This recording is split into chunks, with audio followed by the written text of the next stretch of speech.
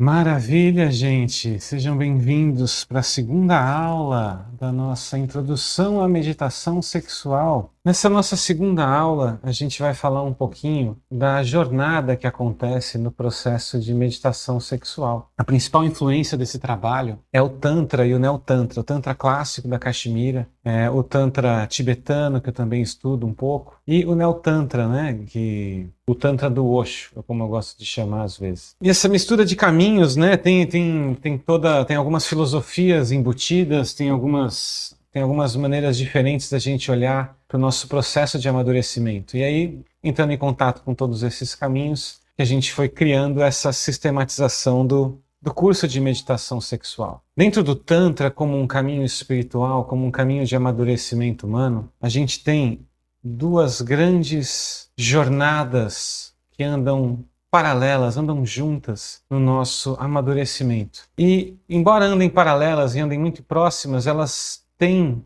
algumas distinções, e a gente precisa ficar atento a essas distinções e trabalhá-las de maneiras diferentes. Eu estou falando aqui do despertar e da libertação, que são caminhos diferentes que a gente encontra dentro da jornada espiritual, que trazemos para a terapia tântrica, né? Não como uma jornada espiritual, mas sim como um caminho terapêutico, né? Para a pessoa trilhar. Pega isso emprestado do Tantra clássico.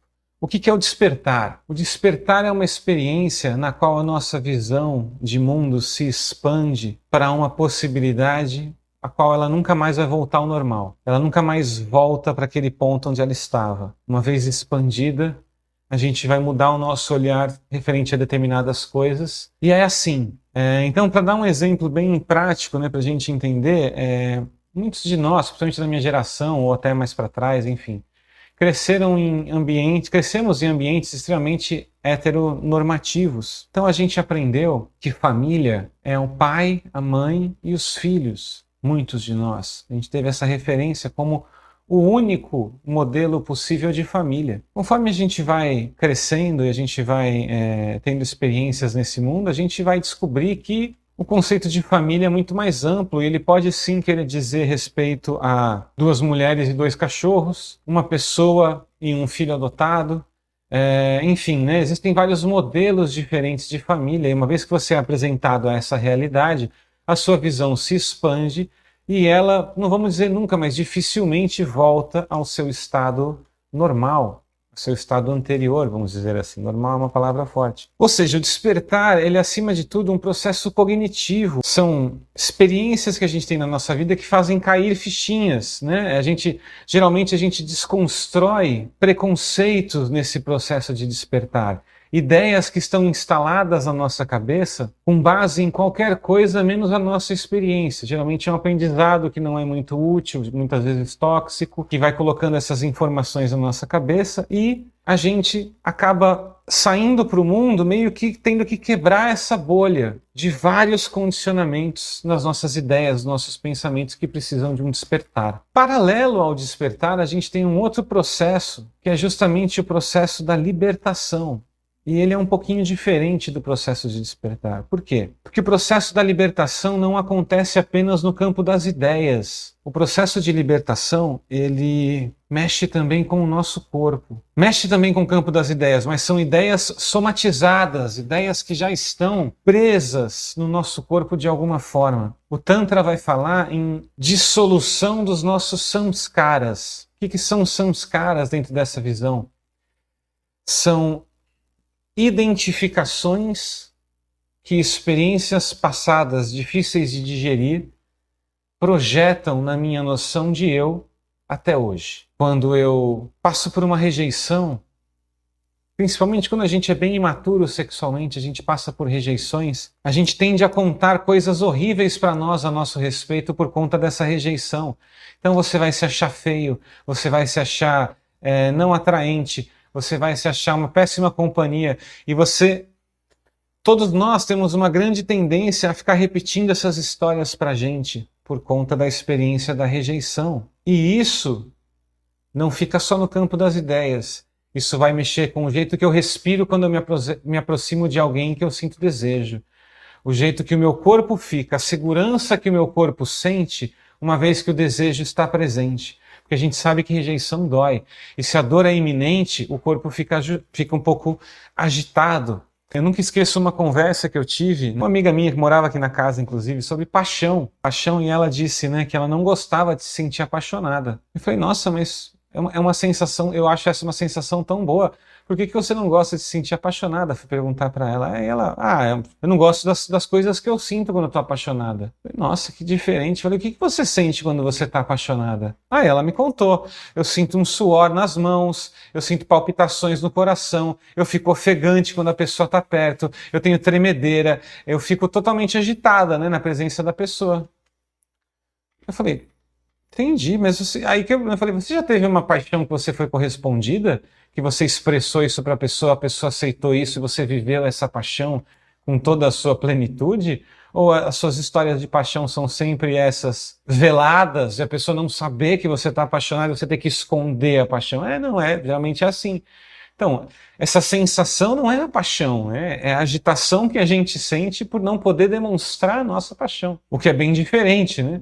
Mas isso vai também criar um somatório de tensões no nosso corpo que vai pedir que a gente se liberte dessa noção de paixão, não só com as nossas ideias, mas também com a experiência corporal, com a sensação da paixão no corpo, né? Com o alívio de contar a sua paixão e o que o seu corpo sente depois que isso acontece. Não basta a gente transformar as nossas ideias.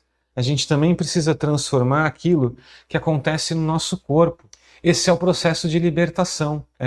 Muitas vezes, né, a gente está falando, né, nesse processo de experiências traumáticas ou de estresses crônicos que foram repetidos na sexualidade da pessoa. Então imagina você, um rapaz que é homoafetivo e ele vive numa família extremamente, enfim, né, antiquada, conservadora, que não aceitaria, né, um homossexual entre os seus. Imagina esse rapaz com seus 10, 11, 12 anos percebendo, entrando em contato com o fato de que ele é gay, mas extremamente assustado de que sua família descubra. Então, quando esse rapaz está no ambiente sexualmente seguro para ele, onde ele pode, entre os amigos, onde ele pode mostrar a essência dele, ele talvez tenha movimentos mais alongados, ele tenha uma voz diferente, ele tenha, né, trejeitos bem diferentes do que quando ele, por exemplo, chega na casa dele e vai jantar com a família e o andar dele vira uma marcha, os movimentos dele ficam duros, ele tenta engrossar a voz e ele tenta, muitas vezes até inconscientemente, trazer à tona uma figura que não é ele, justamente para voar debaixo do radar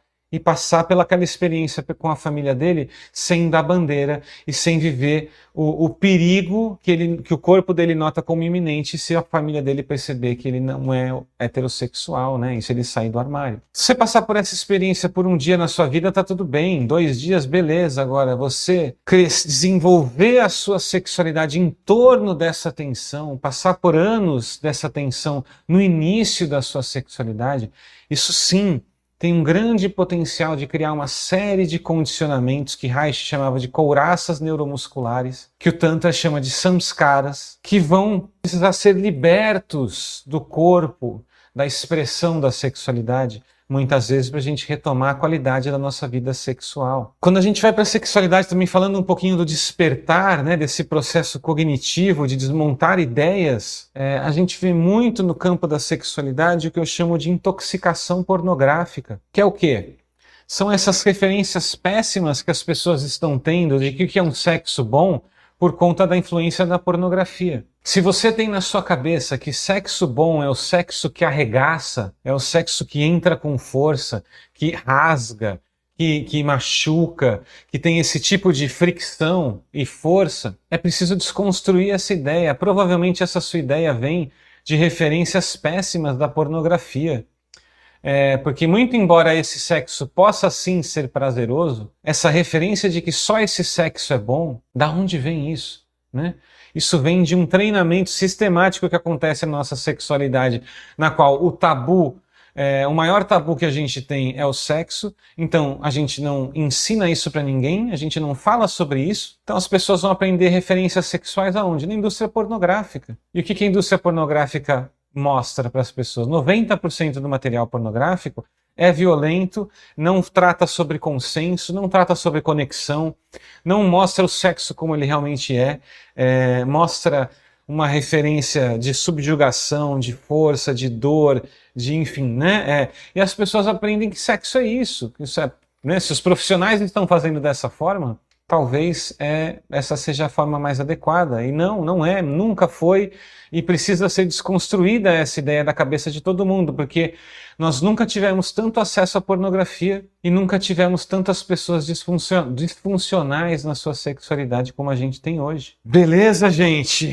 Deixa eu dar uma olhada aqui no nosso caderninho de anotações. E sim, né, o processo de despertar, quanto mais imatura a pessoa tiver na sexualidade, gente, mais conectada ela vai estar com essas referências inconscientes e massificadas que a gente tem, que são jogadas na nossa sexualidade. Por exemplo, machismo estrutural. Todo bom machista é uma pessoa sexualmente imatura. Não desconstruiu muita coisa para permitir viver a sua experiência sexual de uma forma um pouco mais ampla. Então, uma das coisas que eu sempre digo nas lives é quanto mais machista o cara mais broxa provavelmente ele é. Porque ele vai ter referências péssimas no seu sexo, dentro do processo que eu acompanho de tratamento de disfunção erétil, ejaculação precoce. Essa desconstrução é a primeira etapa do processo. Desconstruir toda essa referência machista que o cara já tem imbuída no sexo dele é o início da jornada. O hiperrealismo que a gente encontra na mídia, né, de mulheres que não podem ter pelos, por exemplo,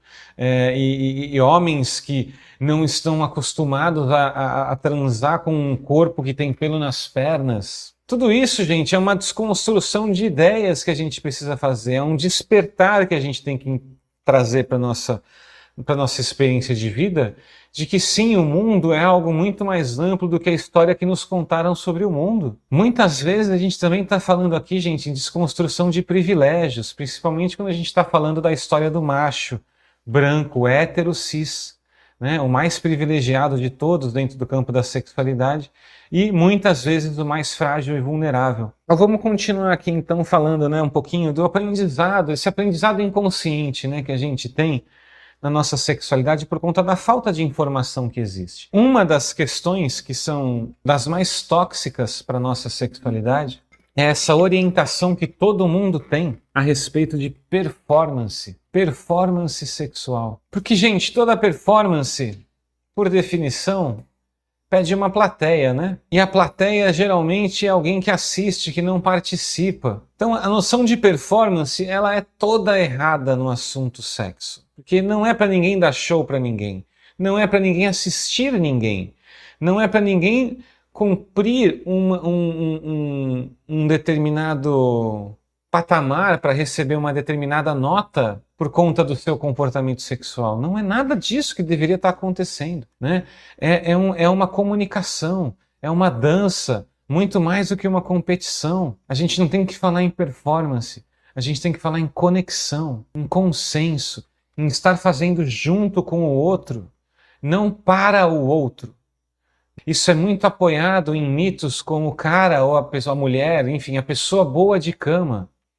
Aquele ser mágico, aquela divindade que vai chegar de algum lugar que eu não sei onde fica e vai chegar flutuando na minha vida e vai me levar para a cama e vai saber apertar todos os botões e vai fazer eu ter o orgasmo mais incrível do mundo por espontaneidade, por mágica. Isso afasta as pessoas da noção de que o prazer é uma habilidade adquirida. E a gente aprende, principalmente o prazer sexual. Vamos lembrar que todos nós nascemos sem hormônios sexuais, sem um impulso, sem um instinto da sexualidade. Isso vai acontecer ao longo da nossa vida, depois da vida ter feito várias coisas com a gente. Então a gente vai precisar aprender a lidar com essa energia, com essa força, com esse impulso, com esse prazer. A noção de performance nos afasta desse raciocínio. Uma outra coisa, né, que é muito forte quando nós estamos imaturos sexualmente, é esse alto grau de identificação com as nossas experiências. É por isso que para toda pessoa com pau, se você brocha hoje, a sua próxima transa é difícil ao quadrado. Por quê?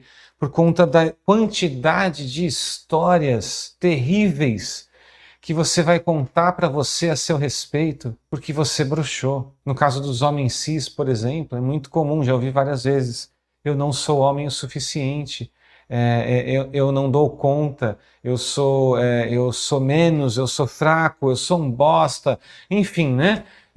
O quanto que as pessoas se condenam e se atacam por conta da sua experiência sexual não ter tido o resultado que ela gostaria ou que ela imagina que deveria ter acontecido. A gente precisa olhar para a sexualidade com um pouco mais de consciência, porque essa postura se envaidece de um vitimismo que se apoia na falta de recursos. Eu não sei o que fazer, então eu sofro mais por conta do resultado. Então a gente precisa compreender melhor o nosso processo de excitação, conhecer o processo de excitação do outro, saber como o meu corpo funciona, saber como o corpo do outro, da outra funciona e, acima de tudo, como que os dois corpos se encaixam das melhores e das mais divertidas maneiras. A gente também vê um monte de mito por aí dizendo que pau grande é melhor, que peito grande é melhor, que o corpo assim é melhor, que corpo assado é melhor, quando na verdade tudo é uma questão de encaixe, nunca é uma questão absoluta. Já vi várias relações que sofreram por conta de pau grande, outras relações que sofreram por conta de pau pequeno. E uma coisa não tem nada a ver com o corpo das pessoas, tem a ver com os encaixes que a gente está tentando encontrar com aqueles corpos. Porque sempre existem maneiras do encaixe ser cada vez mais gostoso. Mas para isso a gente também tem que desconstruir, né, alguns mitos, como esse, principalmente do bom de cama. São vários aprendizados, né, inconscientes que a gente vai ter na nossa sexualidade, dependendo da família que você teve, da religião que você teve, né, enfim, sexo é pecado, sexo é sujo, masturbação é coisa do capeta, enfim, são vários, né, cada um vai ter uma história que vai pedir a desconstrução de uma série de aprendizados que não foram saudáveis para a sexualidade. E a gente faz isso, né, por meio da meditação, com meditações das mais variadas, que vão mexer, né, não só com genital e energia sexual, mas com o coração, com como a gente processa as nossas emoções, vão mexer com o nosso intelecto, com como a gente julga, como a gente analisa, como a gente interpreta os resultados e as experiências que a gente teve. A meditação sexual, a gente vai falar sobre isso com mais detalhe amanhã, né? As práticas de Shiva e as práticas de Shakti, as práticas do vazio e da energia. Então, são técnicas bem diferentes para acessar diferentes aspectos da nossa sexualidade. E uma das coisas que a gente precisa falar também nessa jornada de meditação sexual diz respeito sobre o aprendizado que a gente tem com as nossas emoções. Porque a gente não tem nenhum tipo de educação a respeito de como sentir as coisas, como processar as nossas emoções, como lidar, né? Como trabalhar a nossa inteligência emocional. E esse é um dos principais aprendizados que a gente vai trazer no processo de meditação sexual. Fazer o corpo aprender a sentir. Porque a gente sente tudo, né, de uma maneira muito não produtiva, vamos colocar assim. Eu explico. Existem dois grandes grupos de emoções disponíveis para a gente sentir nesse planeta, nesse corpo. As emoções que a gente aprendeu a chamar de negativas, que eu gosto de chamar de emoções desagradáveis, não de negativas. Raiva, medo, ansiedade, angústia, dor, enfim, né? Aquelas que a gente não gosta de sentir. E tem as emoções que a gente chama de positivas, que eu chamo de agradáveis, que são aquelas gostosas de sentir. Alegria, êxtase, compaixão, pertencimento, enfim, né? Várias sensações, sentimentos e emoções que têm essa qualidade. E o que a gente vê, né, a maneira que a gente é ensinado a lidar com as nossas emoções, sempre traz tensão para as nossas emoções. De que forma? As emoções negativas ou desagradáveis, a gente fica desesperadamente tenso para que aquilo passe logo. Ninguém gosta de sentir dor, então a gente, ao menor sinal de dor, faz o que puder para parar de sentir dor, toma um chá, ou toma um remédio, ou faz qualquer coisa que seja possível para a gente parar de sentir aquela dor. Quando eu sinto ansiedade, quando eu sinto medo, quando eu sinto raiva, né? Todas essas emoções eu acabo me tensionando muito, ou não me permito sentir, eu forço para não sentir, ou eu não deixo a coisa se manifestar em sua plenitude. Eu sinto essas emoções com muita atenção, eu quero que elas passem logo, eu forço o fluxo natural do movimento daquela emoção. A raiz da palavra emoção quer dizer movimento, movimento energético. Toda emoção é um movimento energético. Seja um movimento para dentro que me contrai, que me fecha, um movimento de expansão que me abre. E as emoções agradáveis ou positivas a gente sente com o mesmo nível de tensão. Por quê? Porque a gente não quer que passe, a gente se agarra, a gente sofre, né?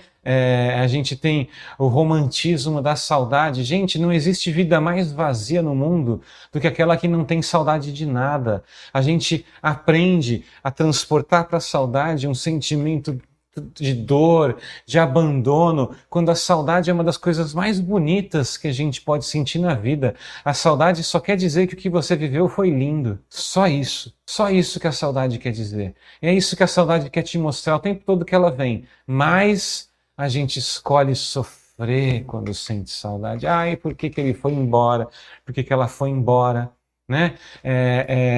É um aprendizado, né, muito tenso, muito dolorido que a gente tem no trato com as nossas emoções. E a meditação sexual vai trazer esse aprendizado para a gente, vai ensinar a gente a sentir de uma outra maneira, com naturalidade, percebendo os movimentos dessas emoções. Existe um aprendizado no Tantra que eu acho maravilhoso, que diz que não existe nenhuma emoção ruim. Toda emoção pode ser extremamente positiva. Toda emoção tem o potencial de encher, alimentar o seu sistema nervoso com energia, nutrir o seu corpo. Toda emoção é um movimento energético. E a gente pode aprender a fazer com que qualquer emoção nutra o nosso corpo ao invés de cansar o nosso corpo. A tristeza pode ser muito poética, a raiva pode ser bastante construtiva, uma vez que a gente aprende a dar os devidos direcionamentos para todas essas energias que querem e precisam se movimentar. Toda emoção precisa se movimentar. Quanto mais você conseguir eliminar as resistências para as emoções desagradáveis, por exemplo, mais rápido elas passam. Menos energia elas vão desgastar do seu corpo e mais você vai se sentir nutrido, porque você não está se tensionando, você não está forçando o movimento dessa energia dentro do seu corpo. Mas a prática que a gente tem para fazer agora, eu chamo de respiração do coração. Por que eu chamo de respiração do coração? Porque a gente vai fazer uma práticazinha curta, rápida de respiração, que vai nos levar para aquela experiência do vazio da consciência. O corpo vai diminuir tanto o ritmo da velocidade dele, que é muito comum nessa prática que a gente comece a perceber movimentos sutis dentro do nosso corpo, como, por exemplo, o nosso pulso cardíaco, nossos batimentos. E você pode sentir isso talvez na jugular, talvez nas têmporas, no próprio peito, às vezes nos punhos, né? Enfim, talvez você não sinta, né? Porque muitas vezes a pessoa precisa de um processo dentro dessa prática para conseguir acessar essa sensibilidade. Às vezes não, às vezes vai de primeira mesmo. Mas tudo bem, a gente não está fazendo isso orientado pelo resultado. A brincadeira é fazer essa prática de respiração para sentir como o seu corpo fica quando você diminui o ritmo de tudo. Porque é isso que essa respiração faz. Então como é que é essa prática, né? A gente vai fazer essa prática deitado. Então você que está me ouvindo já pode ir se deitando, já pode ir se preparando para ir para a sua prática, não precisa ficar aqui me assistindo. E essa prática, basicamente, a gente vai ficar algum tempo fazendo ciclos de respiração pelo nariz, o mais lento, sem ruído, sem força possível, sem que eu me sinta me sufocando. Então você vai fazer uma inspiração tão lenta que se alguém colocasse o dedo aqui no seu nariz, a pessoa não ia perceber, mal ia perceber o ar entrando e saindo do seu nariz. de tão leve que o ar deve entrar e sair. A respiração pode ser bem profunda. Se for profunda, ela vai ser mais fácil. Você vai mais ou menos encher os pulmões e esvaziar os pulmões em 1 minuto, porque você vai fazer isso o mais lento possível. Mas você tem que se atentar ao seguinte, tá? Se você respirar lento demais, você vai começar a sentir falta de ar.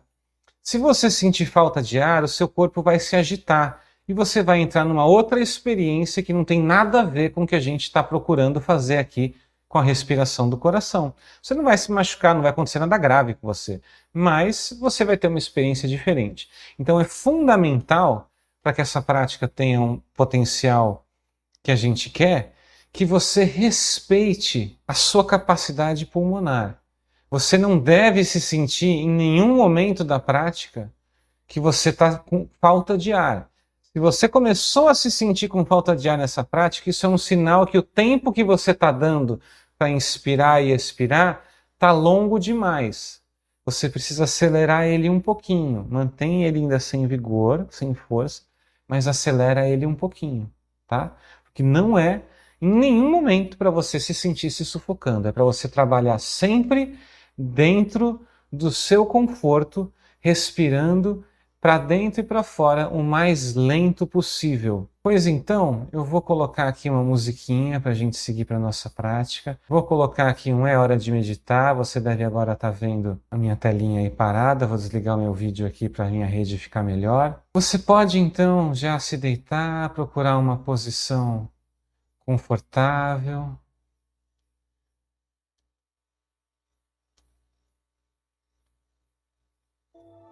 Estica bem o corpo, alonga, se espreguiça, vê o que o corpo precisa para ficar bem confortável.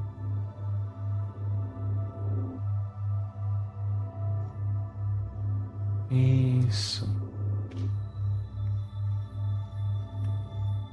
Muito bom. Observa como está o teu estado de espírito nesse momento, como que está os teus pensamentos, o teu corpo, a tua respiração.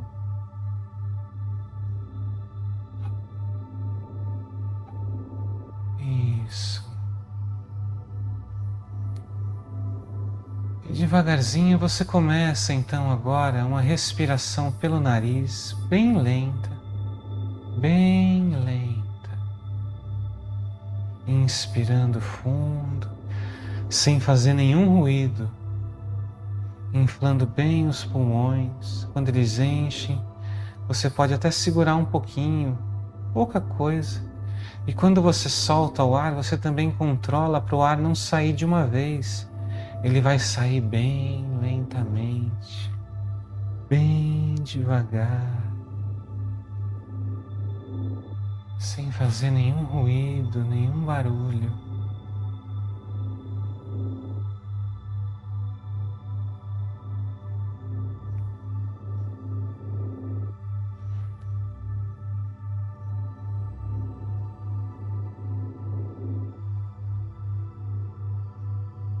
E se você segue inspirando fundo,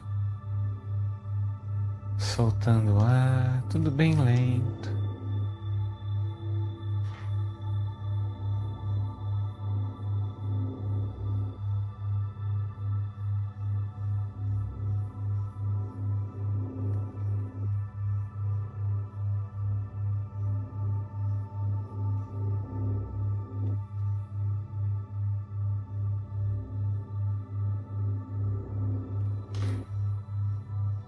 E segue respirando.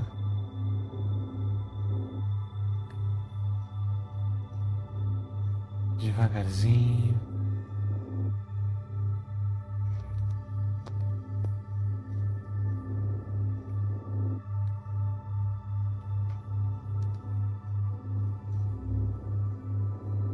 Sentindo o ar entrando, o ar saindo. Fazendo tudo isso bem leve, bem lento.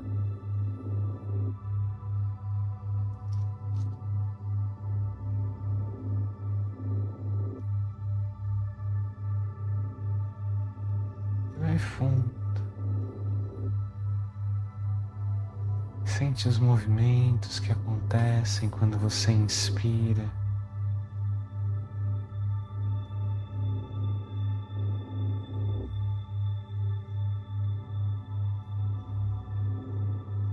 Os movimentos que acontecem quando você solta o ar.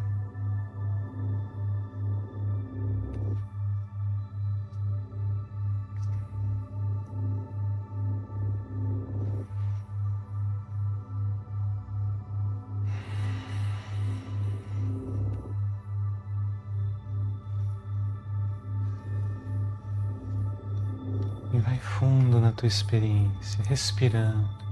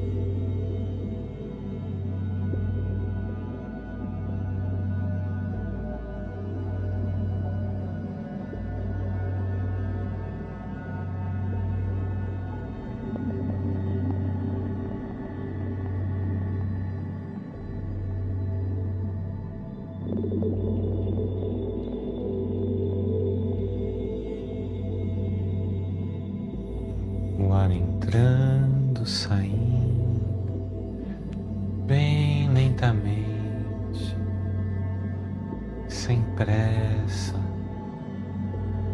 Talvez nesse momento você já esteja percebendo os seus batimentos cardíacos em algum ponto do corpo. Se isso estiver acontecendo, você inclui os teus batimentos na sua prática meditativa. Percebe a tua respiração e percebe o teu coração. E segue na tua prática, bem devagar, bem lento.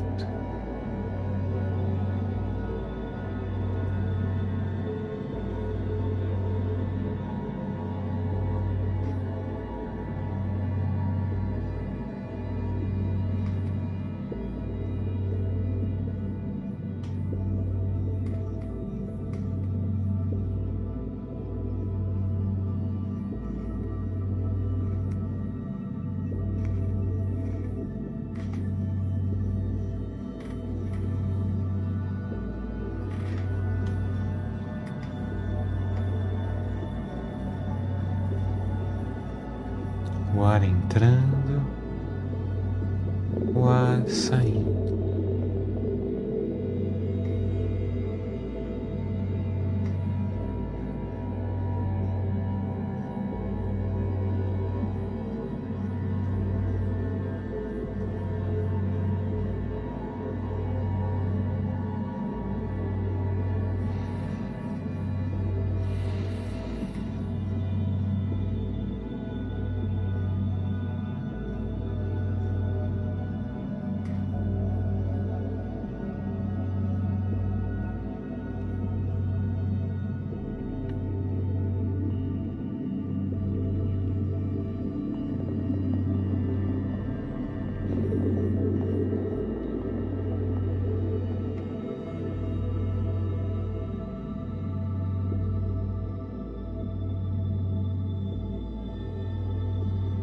Respirando grande, profundo.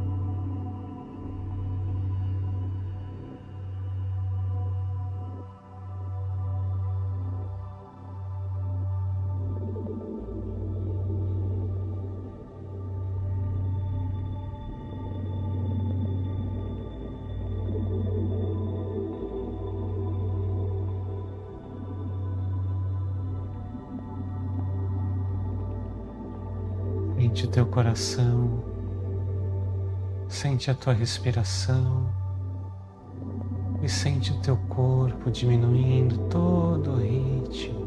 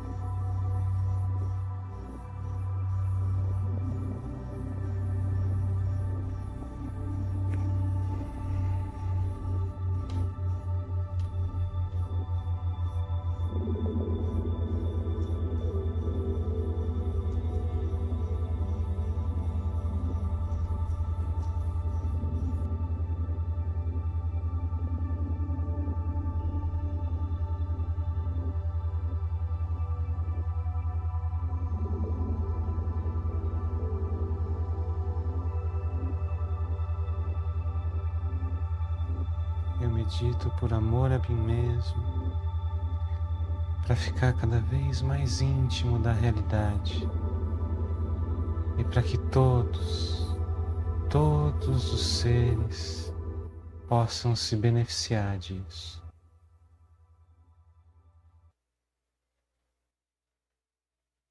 Seja qual tenha sido a tua experiência, agradeça ao teu corpo por tudo isso que você viveu. Você pode passar as mãos no seu corpo, fazendo um cafuné, um carinho, um agrado.